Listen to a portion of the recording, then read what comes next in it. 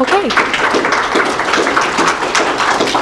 So thank you all for being here tonight. I'm going to keep this very brief because I know we really want to get into it. So tonight we have Wes Clark and Mike McDaniel. They have written their third book on some really interesting and fascinating true tales from Burbank. And so without further ado, I will let you guys take it away.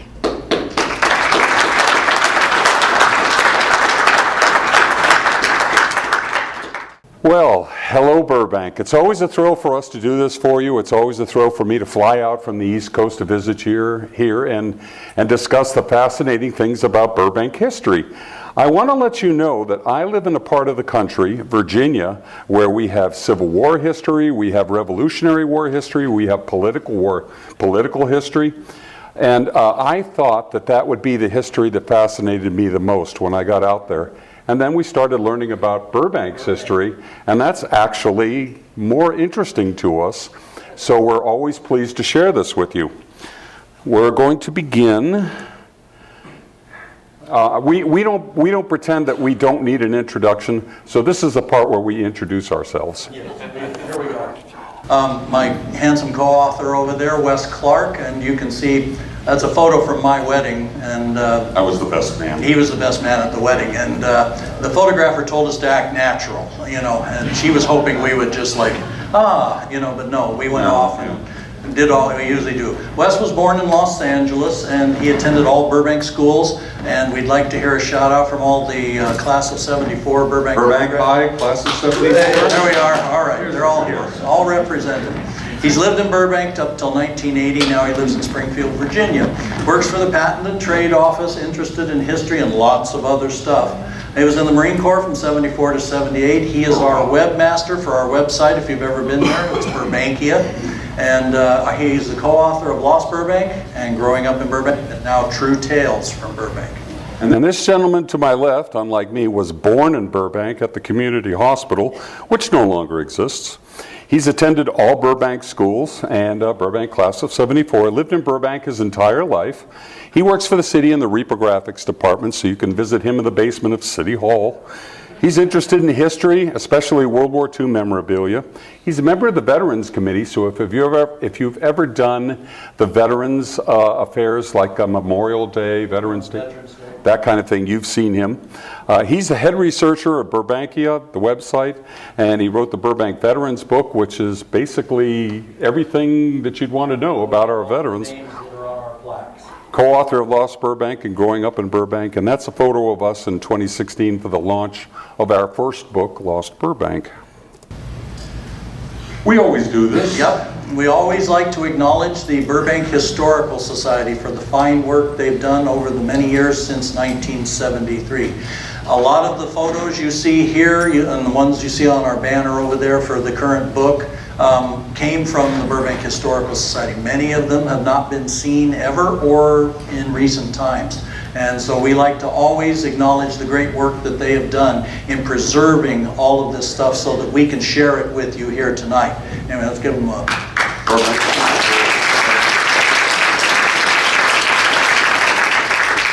Now, let us tell you about the Burbankia website. The other night we were at a book signing and a young woman called it a rabbit hole.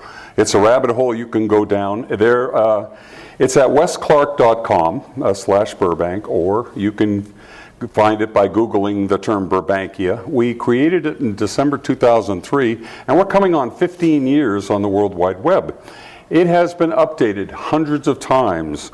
There are 206 text files, 5,230 images.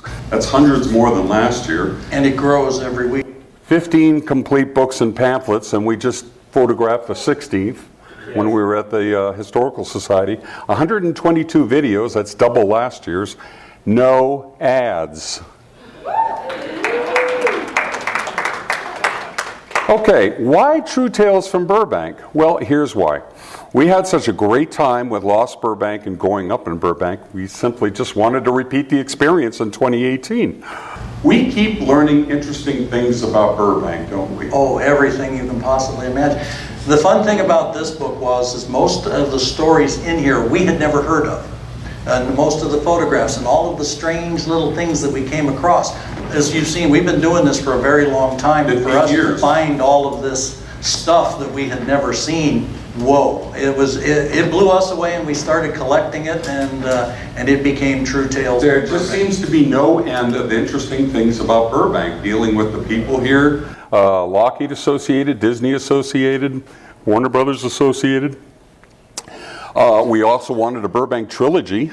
It's kind of nice to have 3 books. It's a 3-peat. Our publisher, the History Press, they were agreeable to the idea of a 3rd book, and we had a desire to show Burbankers how fascinating the place really is. Really is an interesting community. And now we're going to talk about our cover here, because there's some interesting things here. This was not a modern design. This was a design in the 30s and 40s by a Disney company. The Disney people put this together, so when it was a cover on a book they had, when you came here to work for Disney, you were able to get this, and it told you where to go, what to see, what to do, what wonderful things you could do, and it gave this little map here with little icons as to, it doesn't look as clear on the screen, but you can see it on the cover of the books. Up at the top we have the Burbank on Parade Queen with the Martino's brothers up there making that huge Tea cakes, right? Yeah, Martino's tea cakes, yes. And Burns Cake. And Vern's restaurant, that is true. And Vern's is long gone, unfortunately. But anyway, Roscoe Turner is the pilot there holding the Lion Cub. He worked for advertising for Gilmore gas stations. If you ever are down at the Farmers Market in downtown LA, they have a recreation of one of the Gilmore gas stations. And we found a new picture of him at the Historical Society about 5 or 6 hours ago that we never encountered. And he had that lion cub because Gilmore's was the lion mascot that they had. And he had a little set of goggles, and he would fly with... a parachute. Roscoe had a parachute also. Anyway, but the lion cub grew up and became too big to get in the airplane, so they made him a nice big pen out at the Burbank Airport, and he was the Burbank Airport's mascot till he passed away. He was also terrifying Clarence Kelly Johnson's wife. Yeah. Worked as a secretary there. And down here on the bottom, many of you are always talking about and are familiar with those tiny little houses down there on Hollywood Way, and we just thought that was a nice photo, and we put it back there. All right, we have a dedication. It's sort of a two-way dedication. I went to Burbank High. My favorite teacher was Roland Peterson. A wonderful, wonderful man. What he would do is, the reason why I don't live in Burbank, you can blame him. It's a Burbanker's fault. He used to bring in these wonderful slideshows of Civil War battlefields on the East Coast. And his enthusiasm was contagious. I caught it. I became a Civil War buff. And when I graduated from college, that's where we went to live, in the Civil War country. So I don't live in Burbank because of a Burbanker, okay? And my portion of it is to Mr. Willard Frederickson, or Mr. Fred as we called him at Burbank High. He was a teacher there for 29 years. He taught print shop. He taught me the vocation that I still do today, and on a high school education from Mr. Frederickson, I run the print shop for the city of Burbank, and no college degree here. So anyway, but Mr. Fred was a great man. He took care and concern for all of his students, and that's why I dedicated this to him. Okay, the contents. Initially, we broke the chapters down chronologically, strictly by dates. Chapter 1 is before 1920. Our publisher said, that's boring, come up with clever little titles for it. So, here's the translation table. Burbank's earliest years, that's things that happened before 1920. Boom and Bust, Chapter 2, that's between 1920 and 1939. Chapter 3 is World War II, obviously, 1940 to 1945. From Truman to Nixon is basically the baby boomer years that we discussed and we covered in the second book. This is a bit more. That's 1946 to 1960. And then the final chapter we call the disco decade, because that's sort of when we came of age, and we have a fondness for the 70s, and that covers that. Here's one of our favorite people. Chapter 1. Chapter 1. Everybody familiar with James J. Jeffries, the world heavyweight champion of 1900. James Jeffries, he owned a barn which he held boxing matches in, and many up-and-coming boxers boxed there, wrestlers also. One of my fond memories is my father saying he went to see Gorgeous George, the wrestler, on there, and who immortalized in that Bugs Bunny cartoon. They carry him out on a plate. And anyway, James Jeffries, he was an icon around here. He loved animals, was a great man. He had the first, what do you call it, animal shelter. He was our first international businessman. Yes, he was. The city would send him all over to secure goods and services for the city of Burbank, because his face was in 1910, 1920, and 30. He was the most recognizable face. He was a rock star, and in his time. Anyway, his ranch extended all the way down Buena Vista from Victory and all the way out to the edge of town originally. And this is that neat little cartoon that we couldn't put in the book. Some of these pictures we have up here should have gone in the book, but the publisher didn't like the resolution. Yeah, there's a word about that. You cannot assemble a book just by grabbing pictures you get off the internet because the resolution isn't high enough. The History Press insisted upon great big images, so that's what we had to supply. And a lot of the time we just weren't able to find the sources of great big images. So that's a cartoon. Once again, Chapter 1, Burbank's earliest years. This is the Burbank High School student body in 1909. The entire school. The entire school. Now, it's pretty clear who the teachers are because they're sort of the most formally dressed and they look very prim. Our favorite is the gal in the front, third from the right, with the wild bulldog hair. Yeah. And the rather unfortunate expression on her face that I'm... Yeah, her mom got her all fixed up with that big bow in her hair and did that hair up, and then she does this, you know, in the photo. I bet she got a talking to when this photo came out. And then we have the really academic gentleman in the middle here all the way to the left with the little glasses and the kind of fussy tie. But this is early Burbank, 1909. We also like the kid with the really neat expression on his face there with the suit coat that's a little too large for him, perhaps. Oh, and then there's this. Was Rhodes there then? No, not at all. Burbank High was the only one. Now, this one's a little weird. You know, I found this one on this trip. And I don't know what it was at Burbank High, but they loved to take the normal length shorts and roll them way, way, way up.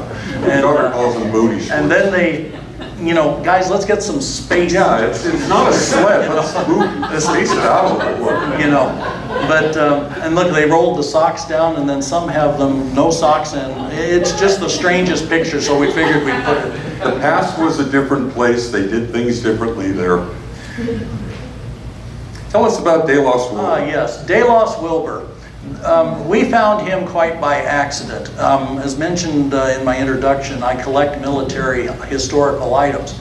Well, De Los Wilbur in World War I fought in the 1st U.S. Night Fighter Squadron, which was, back then, airplanes had no lights, so it was kind of hard, but they did it.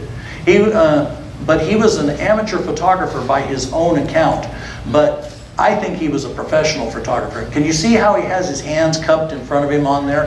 If you look on the rock down in front of him, there's a little line. There's a little tube. There's a little pneumatic tube. He made the bulb thing long before bulb things were, you know, you could buy them at most camera stores to actuate the thing. So he put himself in a lot of his own pictures.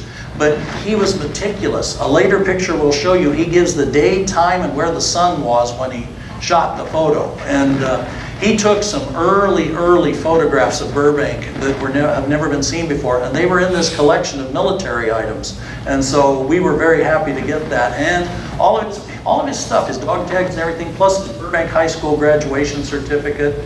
He was a really genius and just loved to shoot. This is one of his photos. So I like the way he always writes, "I got a picture of our valley." Yay! You know, because we talk about how it's all open in there. And I forget what year this was. 1917. Oh, it's down. One of the things that was interesting about this book, assembling it, is we would get one bit of information, and then we'd set it aside, we'd use it, and then something else would come up that connected in some way to the first bit of information. There were a lot of those funny sort of linkages, and this is one of them. So we've got this great picture of the San Fernando Valley, the Burbank portion of it, and then we found a quote. Yep, in that year you could climb up on one of the hills here in Burbank and look clear across the San Fernando Valley, and there were farms and vineyards and orchards everywhere you looked. There were no sidewalks, except along San Fernando Boulevard, and they were wood. and this is by William Kaufman, who was a former postmaster of Burbank in 1915. And that basically illustrates that picture really well. Also, it's an interesting thing because De Los Wilbur was the first postman here, and he delivered all over the valley in a little There's another way. picture that we'll describe more in detail. It's downtown Burbank. And there are the wooden sidewalks on San Fernando Boulevard. And we like the first thing, we found, this is another one of those things where we found a picture and then we found something that was talking about the first street light was on a pole in front of the Lucky Brothers Farm, and there it is. There it is. It's so high, it goes above, and it's out of the photograph.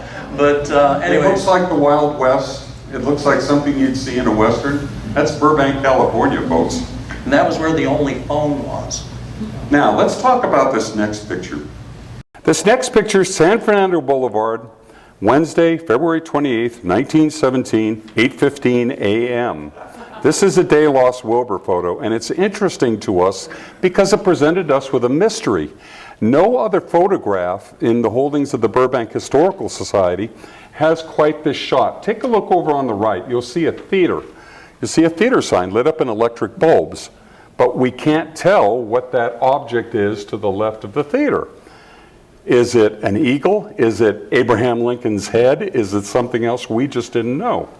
Well, on this latest trip, we were looking through the 1916 Sir Albus in the Burbank Historical Society, and we found a reference to the Rose Theater. So up to this point, all the historians in Burbank, we knew about the Victory, we knew about the Burbank, we knew about the Loma, we knew about the Major. We knew about those theaters. Those were all the This ones one's along first. San Fernando Road. Rose Theater. That building still exists. A couple of days ago, it's Fantasia Billiards. We got permission of the gentleman who owns it. We were rummaging around in the basement looking for any clue that would help us. We find ourselves in really We find ourselves in very strange places. very strange places.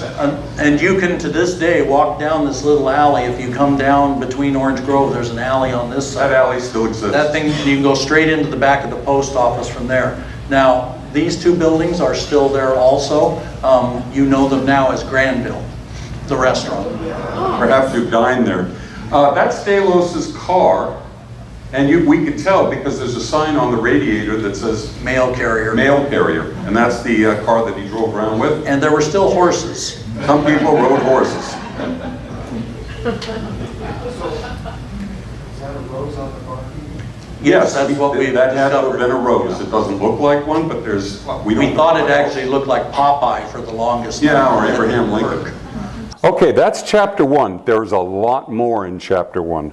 This Burbank's called the God's Footstool, promotional text, lavish early promotional text. The news of the day in those early times, Henry Elm used the shovel most dexterously on Saturday. This is from 1889. That made the newspaper.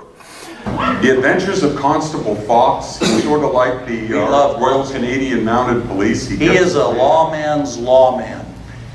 One of the things that I find funny about him is there was a guy who skipped out on his rent at a boarding house on San Fernando Road between Angelino and Olive. And he posted a bill. They came back with some news that he was hiding in San Bernardino. Constable Fox got on his horse, he rode to San Bernardino, roped him, and drug him back. I'm hitching up the horse and I'm He is not to back. be trifled with. There's a Fox family mystery. It's too difficult to explain here. You have to read about it. A tricky tramp. This is a situation where a hobo arrived at a farmer's house. The rancher gave him some food, and then he proceeded to start selling items from the farmer's orchard to other people. Burbank's fiery spook. This one's some sort of electrical phenomena that's the weirdest thing I've ever read. It bounced off trains, it made its way down the street, it hopped across the tops of buildings. It was almost a human type of thing. We have no idea what it was, why it doesn't appear nowadays. And they never found out what it was. Prince Otto and Miss Carhart from 1891. This was a scandalous story about a couple who arrived into town with the mother. Prince Otto was this very grandiose gentleman. He made overtures to this young woman. The mother didn't want her to have anything to do with them. They eloped. They took rode horses off in the middle of the night. Constable Fox was called to go fetch her. Turns out this gentleman was not only married, but his wife had a child, and the woman refused to give him a divorce. It was a scandal in the papers. The cactus needle corpse, that's a horrible story. Yeah, we'll let you read that one on your own. You know. The publisher didn't want that one in. Yeah. And we finally prevailed. It's kind of gristly. I'll just set the story up for you. There was a rancher and his wife. They were asleep one night in their Burbank home. And then the wife heard this rustling around outside. And then she heard a man's voice saying, "I can't find it." So she woke up her husband and said, "There's some kind of animal that speaks English.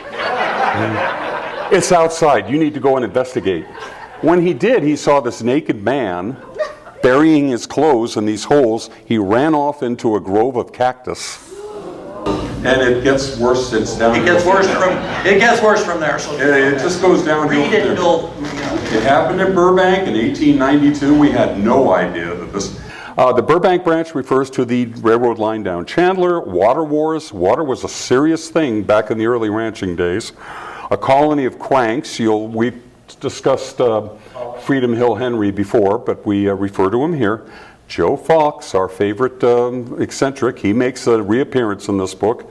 The siege at the Thompson Ranch. This is Mike's favorite. I love this story. You know, as you can plainly see, you know, in modern times there's homeless issues. Well, the Thompsons decided that they would end their homeless problem by firing at the homeless in front of their ranch, and because they felt it was disrupting their ranch business. And anyway, so one of the guys went in and told the constables that they needed to come out and stop them from shooting at everybody. And so what happens is they go out there and the police walk up to the front door and they get shot at. So they hunker down and call for the sheriff's department to come out, and the sheriff's department comes out and they take the other side. They shoot at them too, you know. 3-day siege. 3-day siege. The wife would sit on the porch with a cowbell and bang it, and whenever they'd start to approach the house, and her husband would come running out of the field shooting, you know. And I won't go into how it ends because there was a local lunacy commission involved. Believe it or not, there was a lunacy commission. Yeah, Burbank had a lunacy active in Burbank in the early days. I'm kind of wondering, you know, what was the qualification to be on it? I'll tell you, however, it all turns out well, a whole lot better than the cactus corpse. Yeah. And finally, filming the Bible in Burbank. Believe it or not, the first motion picture studio in Burbank was not Warner Brothers. It was Sacred Films Incorporated, and their goal was to film the entire Old Testament and New Testament in the hillside, in the Verdugo hillsides here in Burbank. The Verdugo Hills double as Jerusalem, you know. And here we have a very good picture of Mr. Watt Moreland. How many are familiar with Moreland trucks, you know? Yeah. You see them in the Burbank Historical Society. Yeah, they have the buses, the Moreland, and anyway, the city fathers got Moreland to bring his plant over here when he was actually, I think, going to take it to Whittier or something like that. Anyway, to highlight his new venture here in Burbank, he had the Moreland hijinks, the opening of the new Burbank plant. And he brought everybody into the plant, and they threw a high society 1920s party in there. And he gives a wonderful poem, a big speech. You can read corporate speech, you know, I mean, speech. Man, he was good. That speech, you know, it inspired me, and I didn't even work there. You know? I mean, I was inspired. And then his big ending was, "Let's go." So, the land of Poco Tiempo, the land of pretty soon, in 1921.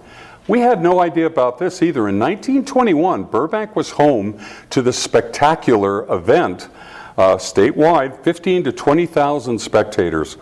The goal was to raise $125,000 for a war heroes memorial. The advertising on this was unique. There was a plane that flew around downtown Los Angeles with an 8-foot electrically lit star, and it was buzzing businesses. People had no idea what this was.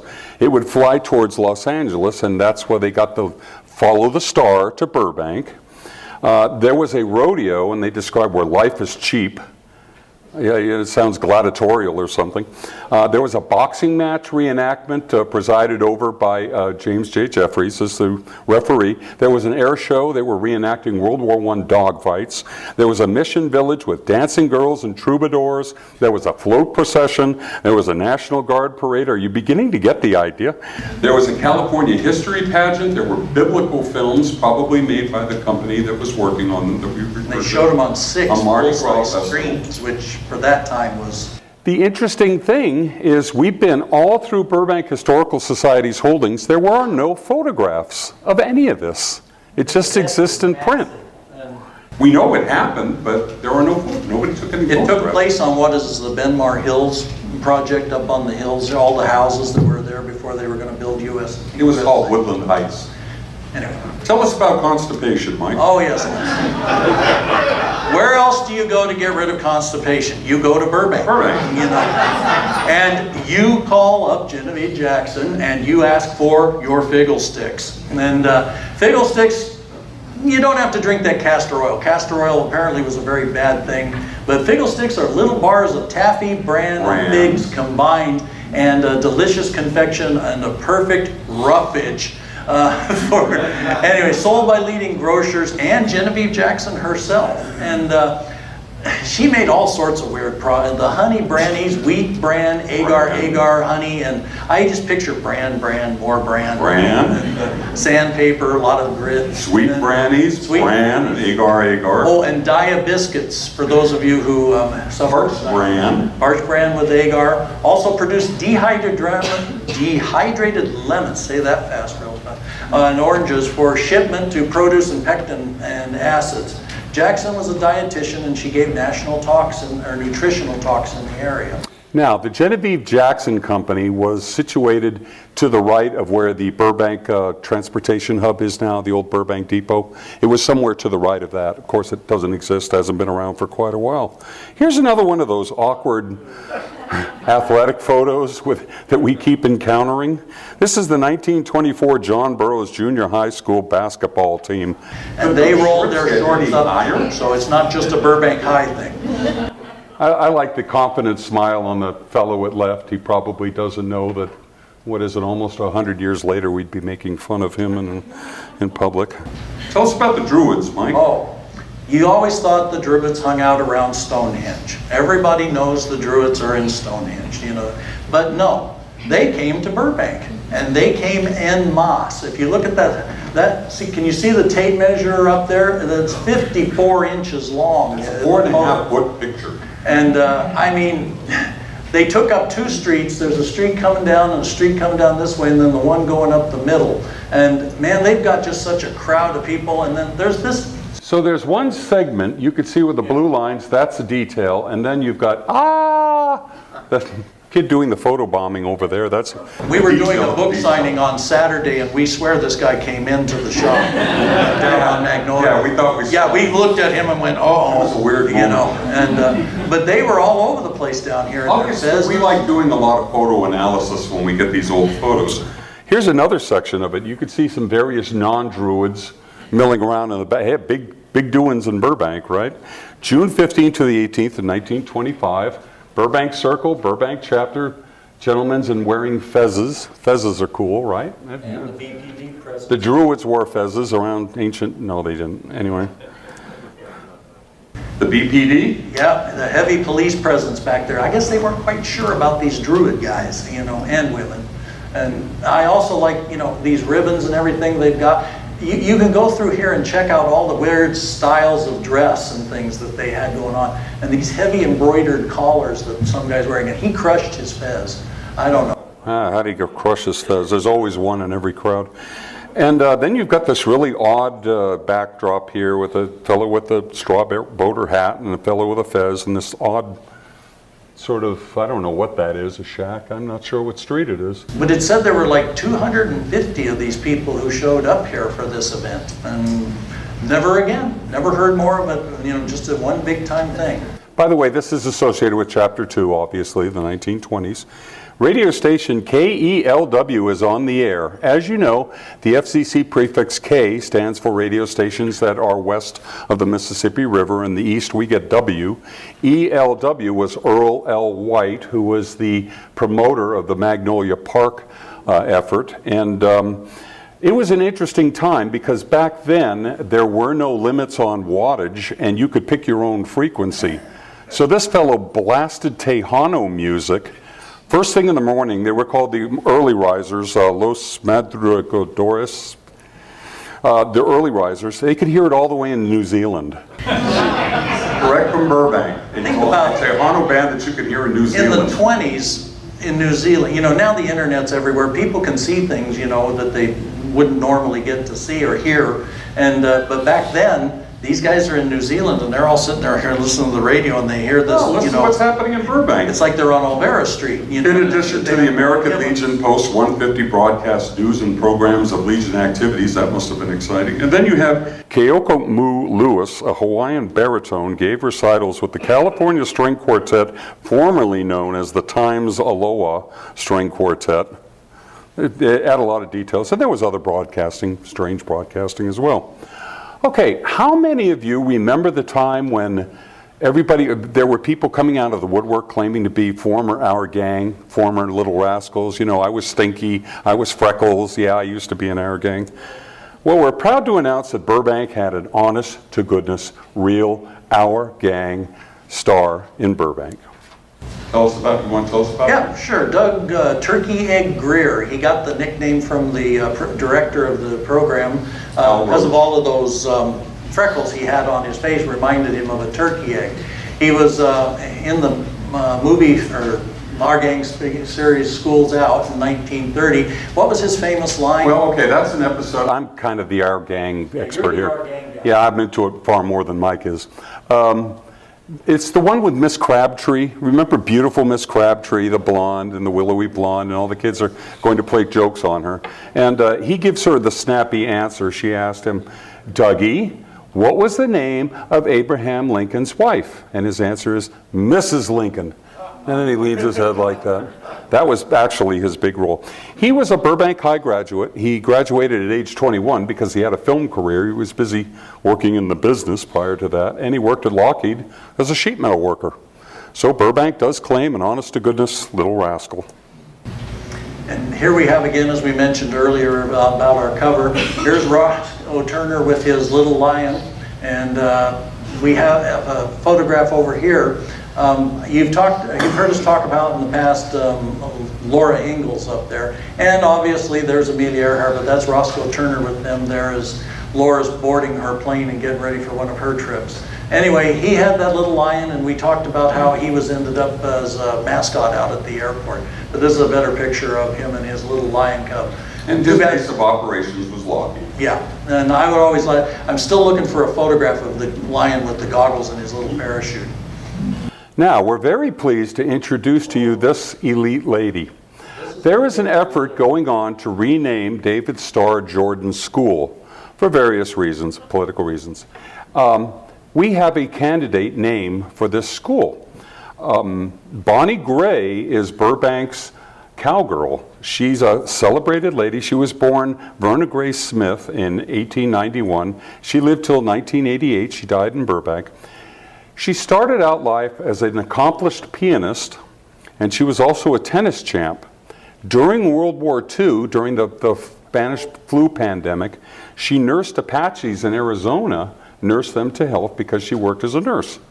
There's a picture of her with her bobcat. She had a bobcat. You can see on the tire it says Burbank, California, with her name, Bonnie Gray. She cleaned up really well. That's a picture of her just absolutely styling in high 1920s style. She did that for her mother. She did that She got tired of her wearing all the cowboy outfits. There she, tell us about King Tut. This is, anyway, the reason we believe that Bonnie Gray is the solution to the school district's problems, and we would like to enlist you in writing campaign to the school district, is because the school sits on her land. The horse she's riding, ranch. Yeah, the school takes up her ranch, and the horse she's riding was named King Tut. Her signature stunt was to jump over an open-top Model A Ford with people in the car. And now she had her wedding on her ranch, and 100 people were invited, and you had to be on horseback, and including the minister. And so everybody came, and when the wedding was over, to celebrate, she jumped her horse over the open Model A with her husband in the driver's seat. He had great trust in her. And anyway, and here's a famous picture. Just out of this picture is James Jeffries, so they were very good. She used to ride down at all the rodeos that Jeffries had on. Rodeos over on where... She was the first woman to do the underbelly crawl. As she rides, you go 360 around the center of the horse, and while it's at a full gallop. And she was a stunt woman. She worked in the movie industry, and she did stunt work for, look at these names, Tim McCoy, Tom Mix, Hoot Gibson, Ken Maynard. These were the major cowboy stars of the era. When they required somebody to do the dangerous stuff, they enlisted the services of Burbank's cowgirl, Bonnie Gray. So we think David Starr Jordan School, if you have to rename it for anybody, pick a Burbanker like this lady. It's a wonderful idea. She has nothing wrong with her. She was a great star in her time for over 30 years. And the Burbank Military Academy, we stumbled across this one because somebody actually had a yearbook from the 1930s. It was established in 1932. It ran until the early 1940s. You could still see it. The building still exists. You could see it's on the corner of Winona and Parrish, and you could see that fencing was one of the things that they kept these boys busy with, and they did keep them busy. Room inspections, calisthenics, baseball classes, drill, horse riding, fencing, football, dancing classes, ballroom and tap. I'm guessing they enlisted some of the local Burbank girls to help out with that.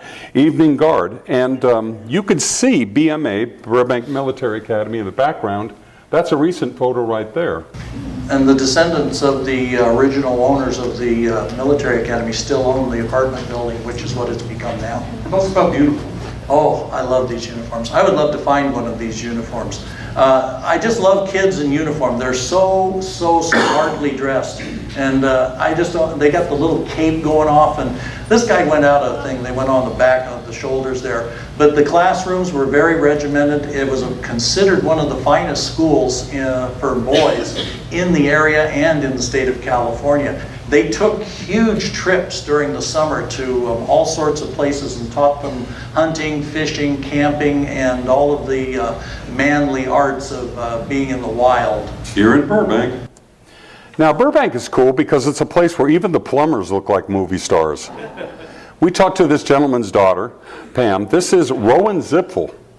And Roe and Zip Ville, he liked to roam the Verdugo Hills on his horse Ace.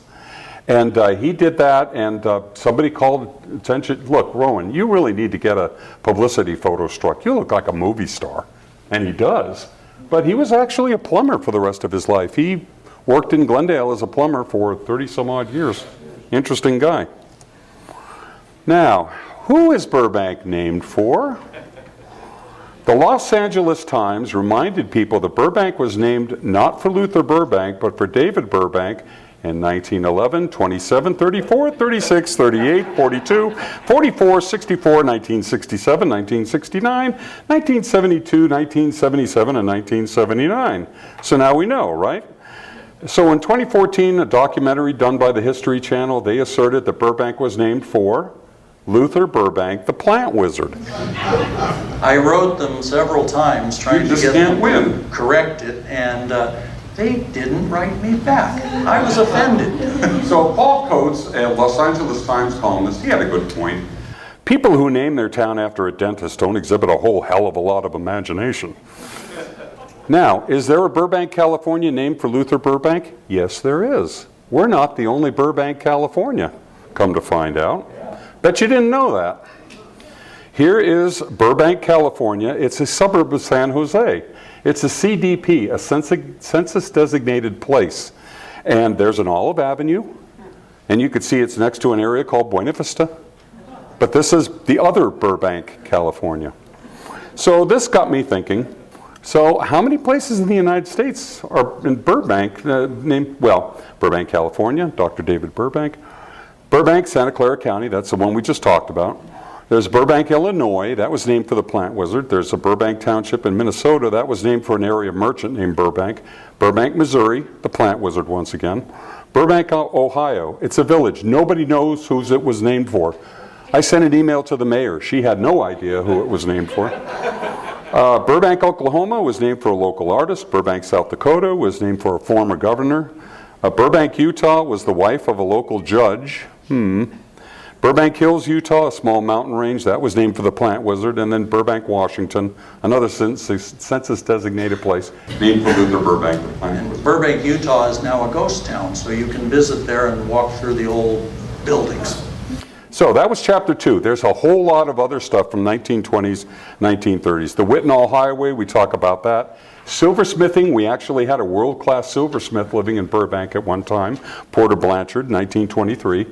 The Metropolis of Knowledge, this is the Benmar Hills. There was a plan to bring UCLA here, make it the National Center of Knowledge. That came to naught. Who were the mysterious Burbank night riders? We find these weird things. This was a story of a lady, a girl, who had NR sliced into her upper arm. And she went to the police in Burbank and complained somebody abducted her and did that to her. And then she later recanted and pointed out she did that to herself. And it was to enable her to get married to her boyfriend because her parents wouldn't allow it.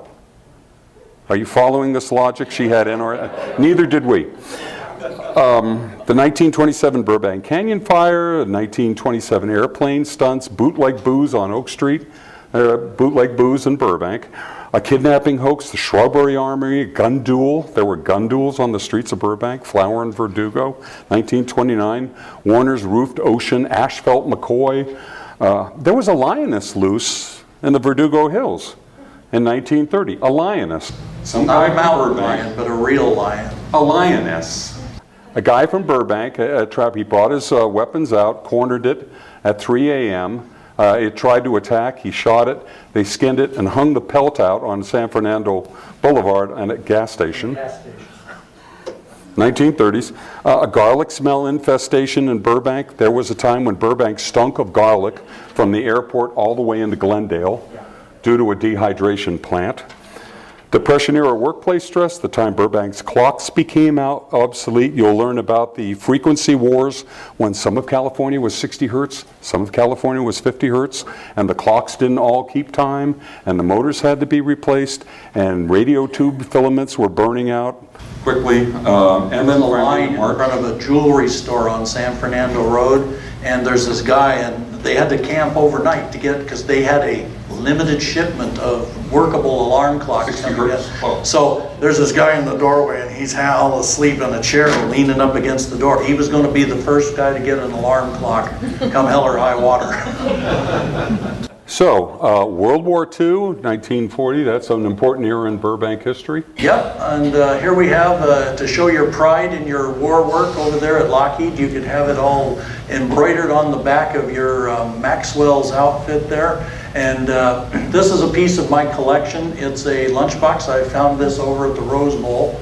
And anyway, it's an amazing thing because it's just a standard lunchbox at the time, but the guy took all of these stickers from the P-38 and stuck them all over it, including the P-38. He had Air Force emblems on each end, and the back has the ratings of all of the engine parts. And Disney played its part too. I won't fully quote this Walt Disney quote, but it's interesting because he refers to General Custer's 7th Cavalry in the Civil War with Indian fighting, how they had insignia and things to increase the morale of the troops. And it was also used in World War II, and we just were happy to announce that World War II went somewhat better than did General Custer. But Walt Disney said that's the kind of spirit we need today. If the design can help foster it, there'll be designs. And Disney Corporation produced a lot of them. There's a good book called Disney Dawn's Dog Tags, and it talks about all of the artwork that they created for the war effort during World War II. And then there's this freakish thing. Walt Disney worked in conjunction with the U.S. Army to design a gas mask with the thinking being that a small child would be more likely to wear a gas mask if it looked like Mickey Mouse or something. And so they developed a prototype gas mask. There are only 3 left. We contacted the 45th Infantry Division Museum, who has one, and that's what it looked like. And there's Walt Disney with some Army officers working on it.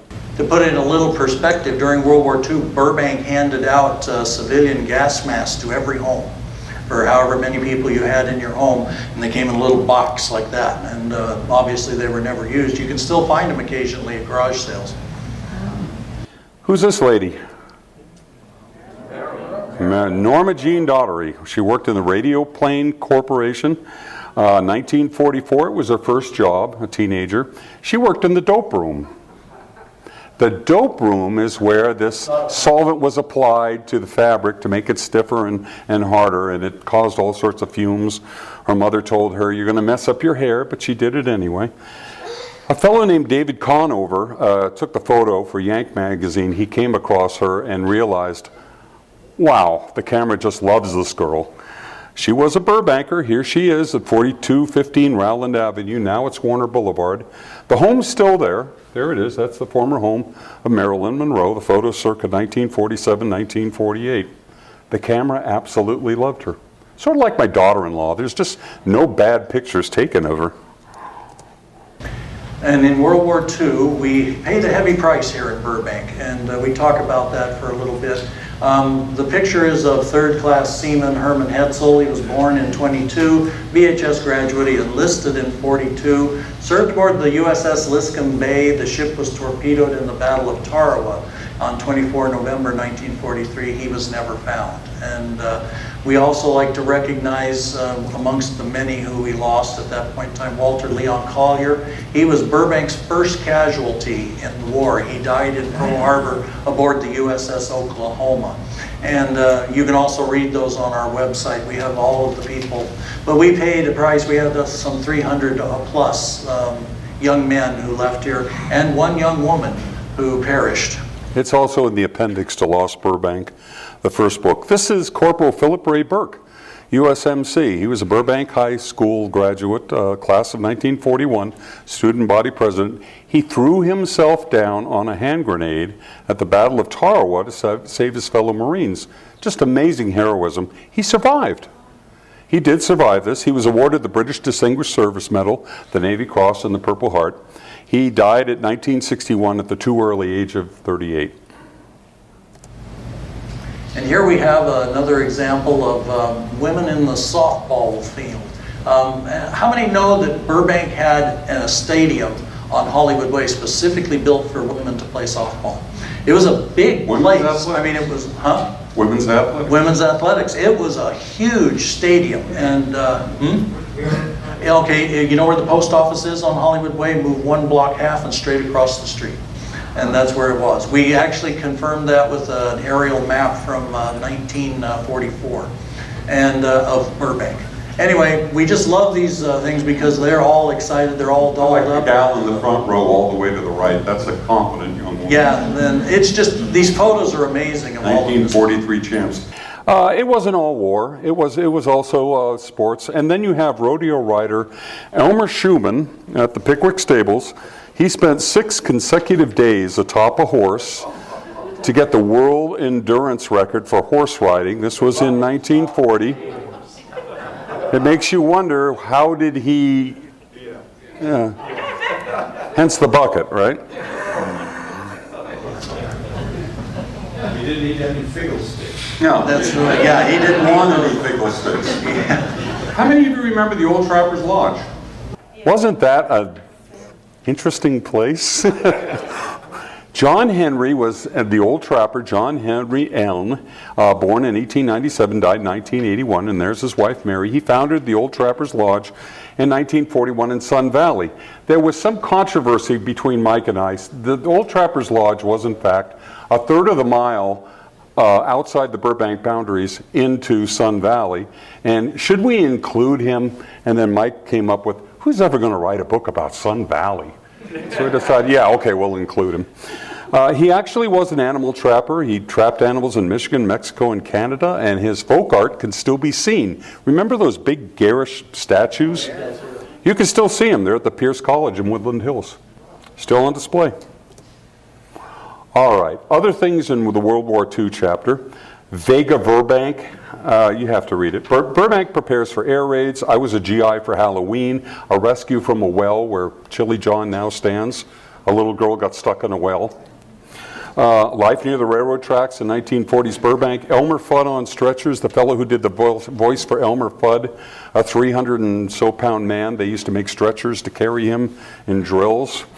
Sun Valley is cooler than Burbank, only weather-wise. The rise of women in the workplace, a wartime encounter, bogeys, babies. You all know about Humphrey Bogart and his baby, right, Lauren Bacall. A celebrated love affair, a celebrated marriage. Well, he was fooling around, and there was a woman who lived on Roselli, and she was a wig maker, and he had a long-time affair with her while he was married to Lauren Bacall. She kept one of Bogey's wigs under her pillow. Humphrey Bogart's toupee makes it into this book. Over the top, Arthur Guy Empey, somebody you probably don't know, but he was quite famous in his time. Mr. Magoo is a Burbanker. He was invented here in Burbank. Happy birthday, James J. Jeffries and Jack Mormon. Looking fat and old at high school reunions. What's that about? Well, my father-in-law, class of 1945, there was a student there named Jack Mormon who looked like he was a model. He was a gorgeous guy. All of the girls, annoyingly, were crazy about him. This happened all through his high school years. So, advance the clock 20, 30 years, time for a high school reunion. He hears that Jack Mormon is going to be there. He's hoping, good, I hope he's fat and old and bald. I can't wait to see him. He shows up at the high school reunion. You know what happens next. He looks like a middle-aged movie star. He's still handsome. Women are still fascinated with him. And he arrives arm in arm with a wife named Peaches. There's one of these in every graduating class, isn't there? People who just refuse to age. And here, one of the things we start chapter 4 with from Truman to Nixon. And we discuss a lot of the things in that period in time. Miss Burbank, everybody familiar with Franny? How many of you called her Franny? Yeah, how many Anybody of you know her as Franny? Franny? Anybody? Anybody? Okay. We had several at the Burbank Historical Society the other day. Anyway, here she is in 1948. She has Mr. Hinton on her arm there, and he's taking her to some official city function. Her parents in the back. Her father was kind of not too happy, you can plainly see. Hinton would later become the mayor, and they're home on 1034 Evergreen Street. Anyway, she originally just wanted to be a gym teacher, you know, and she built a pool her father disapproved of. What was the name of that song? Yeah, the story was her first hit was something called Abba Zabba Honeymoon, I think it was. It was a novelty song. And she was so thrilled with her first big paycheck. She had a pool, a built-in pool, put into the backyard while her father was away. It was a surprise. She had Abba Dabba Honeymoon inset into the steps.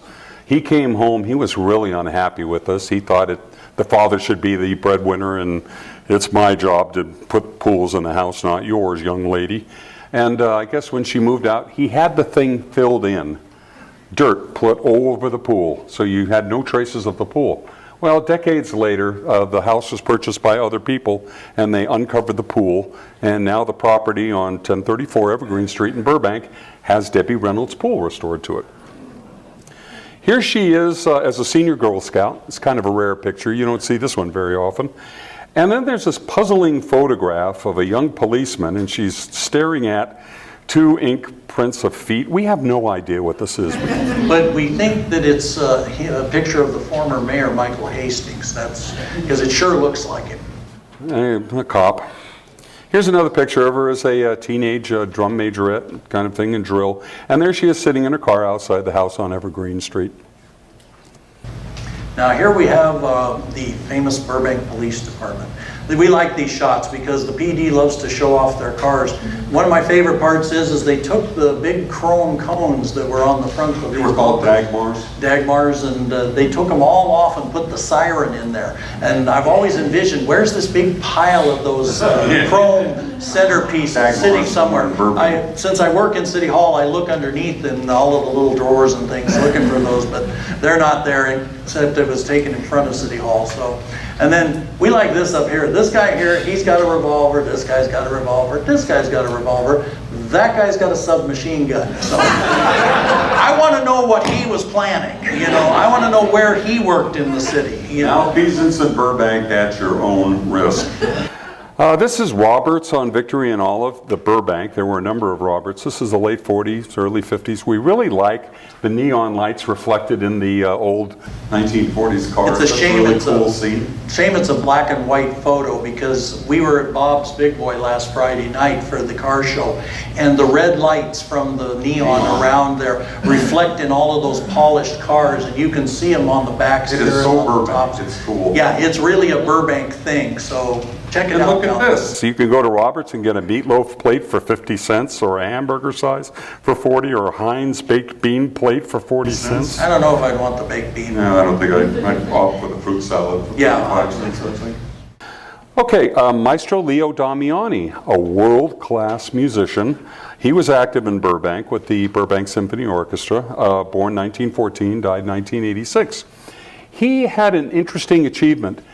To him, gets the credit for the first stereo television broadcast, and the way he did it was he did a broadcast on the 24th of December in 1956, and they broadcast one of the channels over the TV speaker, and then you would tune your radio to a local station, and that's where the other channel was broadcast, and you had an honest-to-goodness stereo signal with Leo Damiani conducting the Burbank Symphony Orchestra. Right in your living room. A technical first, right in your living room. This reminds me of my childhood, and that's one of the reasons we love this picture. All of these kindly ladies my whole neighborhood when I was growing up was full of them. We had Mrs. T. Walt, Mrs. White, and I just love looking at this because they were always so nice. They took care of you, they looked after you, they baked cakes for you and cookies, and they would bring them over, and it's just such a wonderful photo that we had to add at the Fleur de Lis Women's Club here in Burbank. Gracious ladies wearing cat's eye glasses, frames. No, actually it's not. It was No, another club. Fleur de The Lis women's club. club was completely separate, And Mike and I spent about 2 hours going through all the women's club records at Burbank Historical Society the other day. Now this is some Males in Quandary. This is from the Burbank High Sir Albus Highlife, early 1960s. Let's take a look here. How are males to wear their hair? Well, you've got the darling wave over here in the left, looking like a character from West Side Story, right? Doesn't sort of look like Tony. Then you've got the surfer cut in the middle. And then you've got this poor dork with the butch cut and the glass.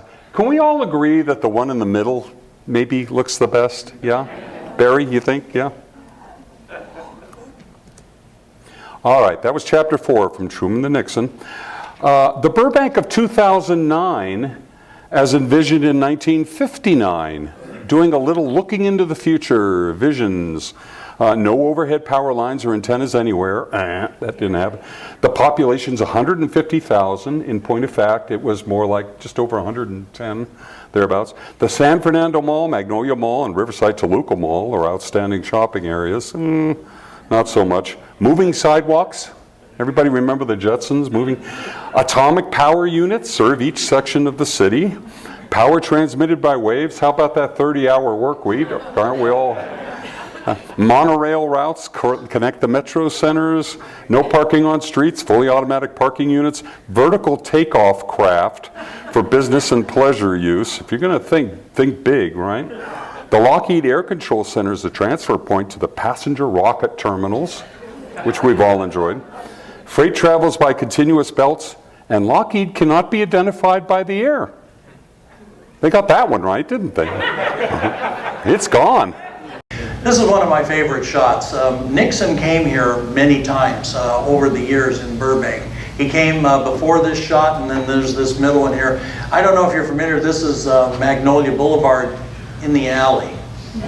I'm trying to figure out, okay, we're going to have this world-class, guy running for president here, and all of a sudden, where are we going to put him up? Where do we want him to speak from? Put him in the alley. Yeah, put him in the alley, Then he later comes and he speaks in front of Burbank High. I have in my collection one of the straw hats that says Nixon Now on the top of it. And anyway, then he famously goes on to Laugh-In and does the "sock it to me," and it was just a great thing. But I've often wondered about this alley scene, and why are all the people in the alley?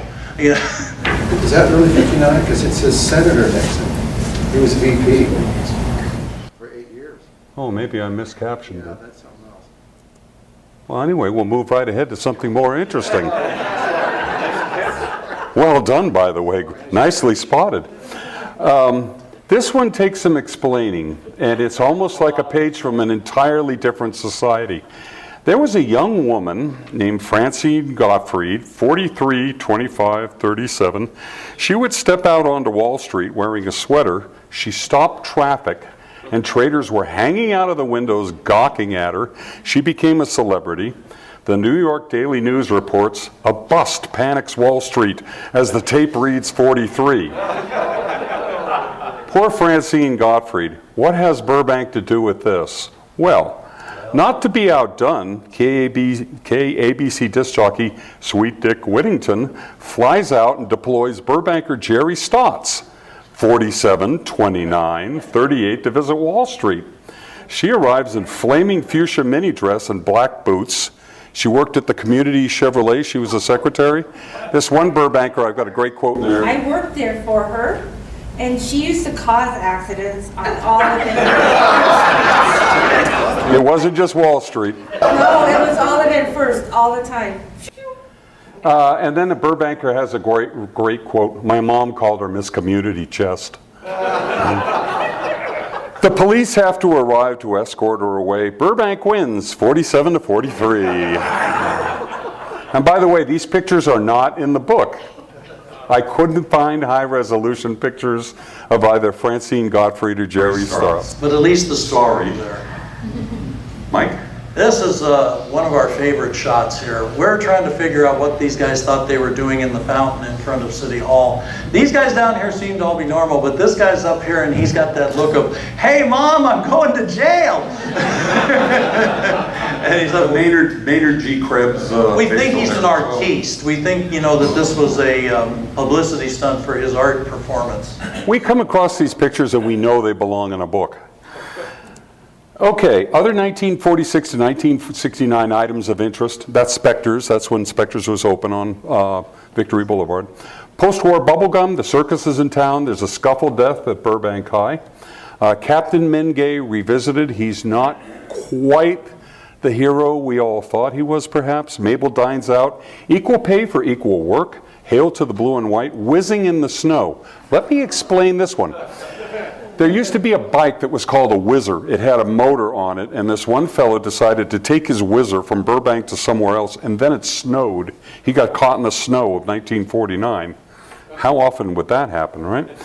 A softer side of Lockheed, commies and Minutemen. Believe it or not, once upon a time in Burbank, if you were a communist and you drove through town, you had to register. If you were a communist, you lived here, you had to register. I'm not going to have any commies in Burbank, right? What to do when the bomb bursts. Those who work on power lines also serve. You have to read this. Beanie Land. Beanie Land. Everybody remember Beanie and Cecil, the cartoon? Yeah. Well, they were going to make a theme park here based on Beanie and Cecil called Beanie Land right here in Burbank. But they had plans drawn up and everything, but it never came to fruition. Apparently it would have been associated with the Pickwick Pool, and it would have been associated with NBC. I talked to Bob Clampett's son, Rob Clampett, and he's a little unclear on it, but those are the only details I can get. Mr. and Mrs. Zilch, why Thornwall? We all had, remember Thornwall prefix? Well, I'll read the book, you find out why Thornwall.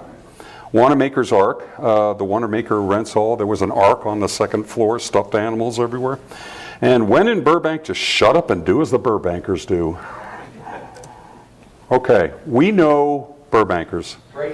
We know what you're going to do. You're all going to go ah at this next picture. The dip. We found a color photograph of the dip. The Burbank Historical Society had it. We found it. That's from 1972, 73, thereabouts. Wonderful place. We all have stories about the One of dip. the hidden gems we found in the historical. I fell in love with Gail Tack, who was the waitress working there. She worked there with her brother. Paul Rosen, and I just used to just watch her moving from station to station. She moved like a ballerina, and she had great legs. She moved like a ballerina. She was a ballerina, and she was married to a Burbank cop. So that's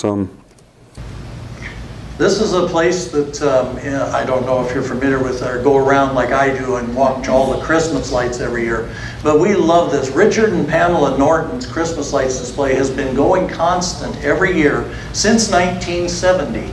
And each year they add something new, something more modern with the kids of the time. And he can tell you exactly when he placed every little piece in the yard. And generally speaking, he's out in front. But while the picture does not do it justice, you need to go down there and see it and hear it. And the train up front there smokes and rolls, the wheels spin. I mean, he really has gone over the top for Christmas, which a lot of Burbankers do. By the way, they don't do this sort of thing on the East Coast. And the other thing we don't do is Halloween lights. I noticed that's a big deal in Burbank. We have none of that in Northern Virginia. I was just blown away. I didn't expect to see Halloween lights. Okay, you all know about the Big Bang and the rise of nerd culture.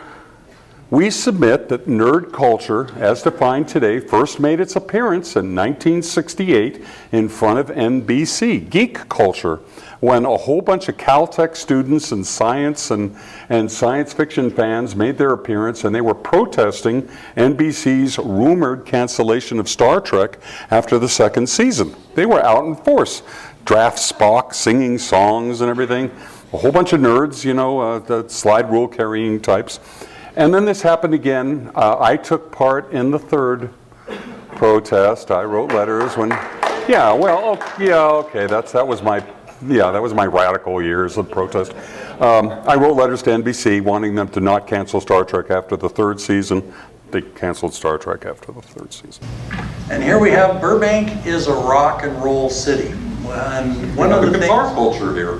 Travis Bean manufactured his guitars here for his entire career from between 74 and 79.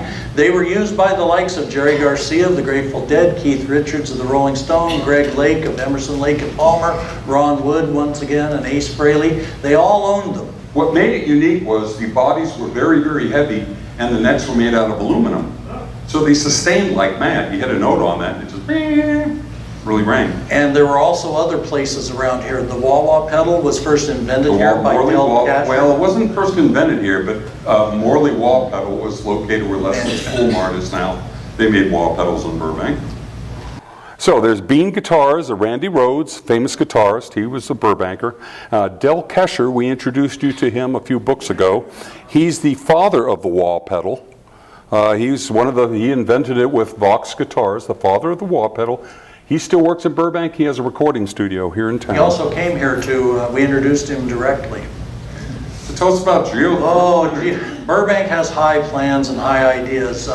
We weren't going to need to use conventional power because we were going to tap the magma of the earth and run, yeah, I know. And we were going to run water down there, and we were going to have these spouts come up and use all of that steam to power our entire city. 1975. And it didn't work out too well. There was no naturally occurring wells with hot water here in Burbank. And so the idea was abandoned in 1976. So I was stationed in Texas. I got off a plane, went to see Mike. So what's going on in town, Mike? They're going to drill into the core of the earth and make Burbank powerful with using magma gases.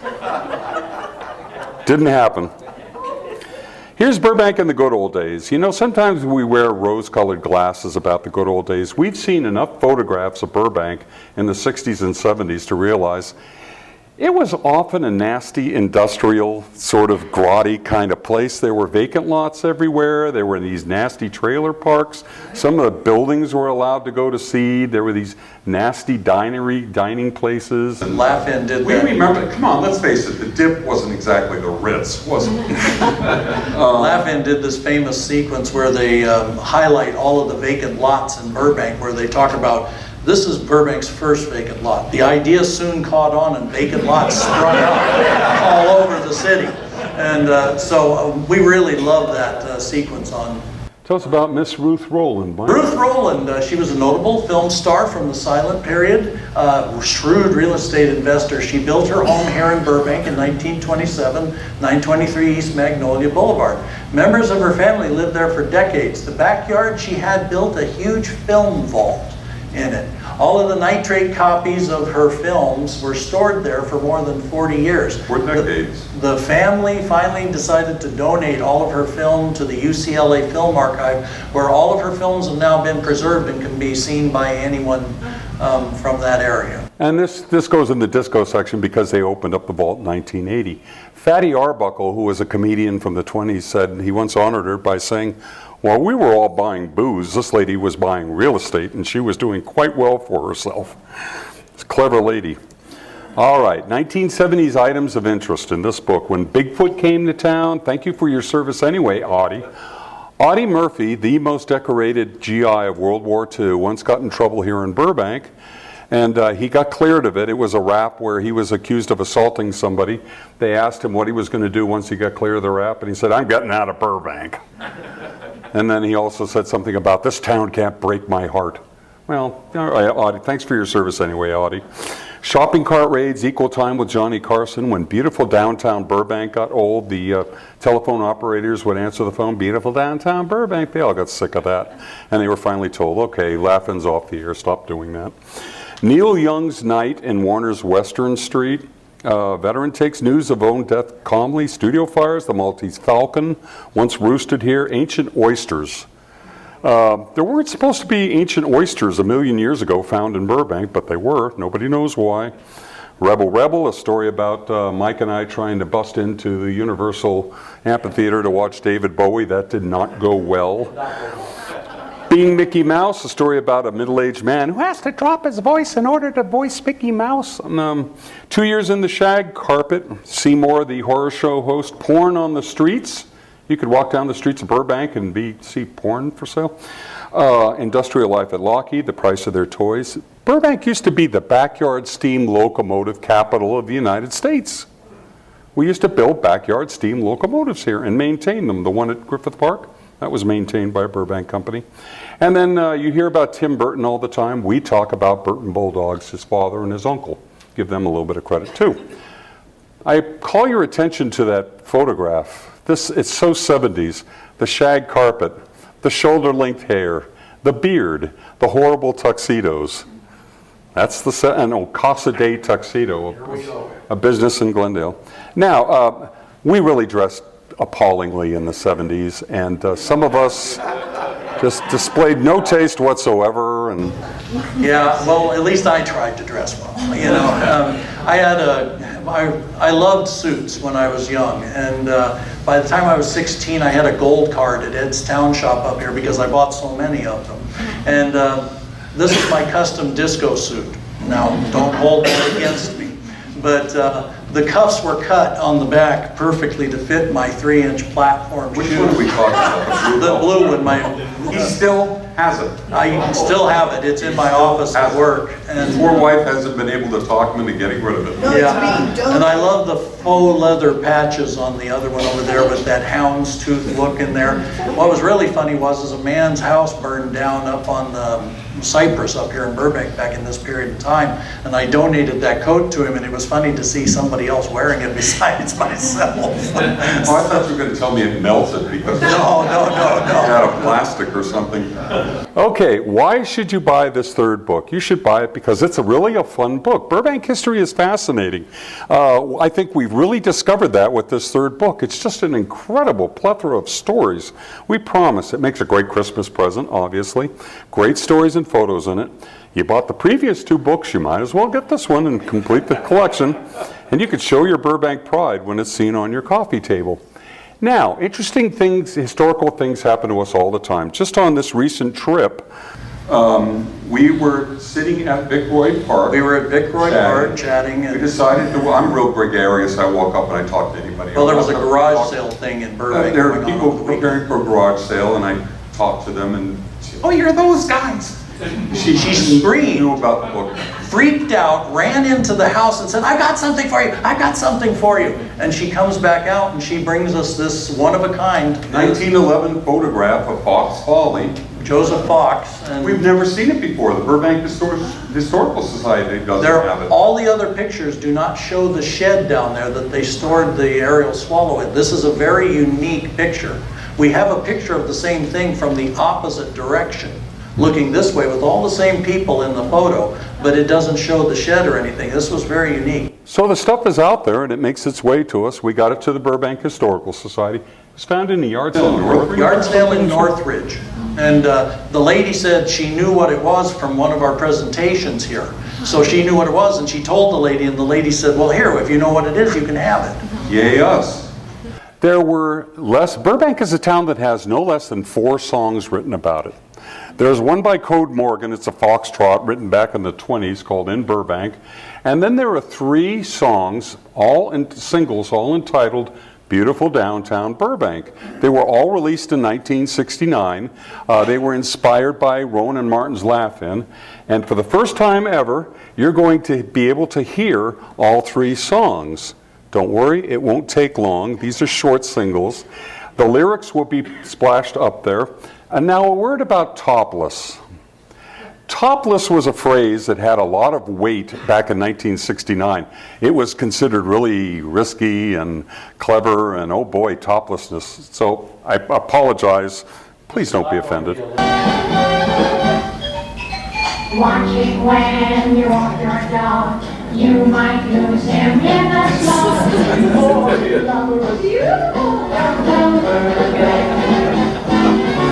All the folks there love the topless. In that culture, knew my topless. Oh, love was beautiful downtown Burbank.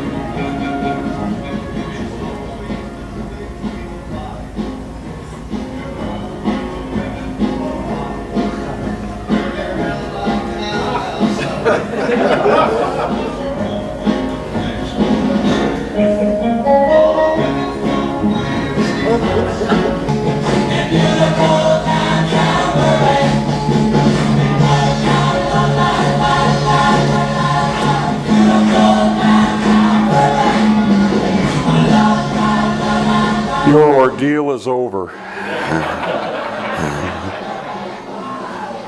Which one did everybody? But let's face it, you didn't know there were 3 singles named Beautiful Downtown Burbank, did you? Who knew? Okay, so what we're going to do now is we're going to take a vote by applause, okay? How many of you thought the first one by the Curtain Callers was the best single?